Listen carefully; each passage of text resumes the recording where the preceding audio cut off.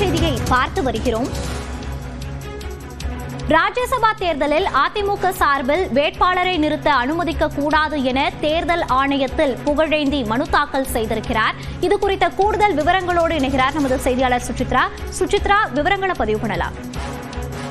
அதிமுக விவகாரத்தில் தேர்தல் ஆணையத்தில் மீண்டும் புதிய மனுக்கள் என்பது தாக்கல் செய்யப்பட்டுள்ளது. மாநிலங்களவை தேர்தல் நடைபெறவிருக்கும் சமயத்தில் அதிமுகவின் சார்பாக எந்த ஒரு வேட்பாளரையும் அனுமதிக்க கூடாது எனவும், அதே போல ஃபார்ம் ஏ மற்றும் பி ஆகியவற்றில் எடப்பாடி பழனிசாமி பொதுச் செயலாளர் என்ற முறையில் அவர் கையெழுத்திடக்கூடாது என்ற ஒரு கோரிக்கையை வலியுறுத்தி புகழேந்தி சார்பில் ஒரு மனுவும், அது மட்டுமல்லாமல் மாநிலங்களவை தேர்தலுக்கு இரட்டை இலை சின்னத்தை ஒதுக்கக்கூடாது என்றும், அதிமுக பொதுச் செயலாளர் என்ற அடிப்படையில் ஃபார்ம்களில் படிவத்தில் யாரும் கையெழுத்திட அனுமதிக்க கூடாது என்ற ஒரு கோரிக்கையை வலியுறுத்தி சூரியமூர்த்தி சார்பாகவும் 2 மனுக்கள் தனித்தனியாக தாக்கல் செய்யப்பட்டுள்ளன.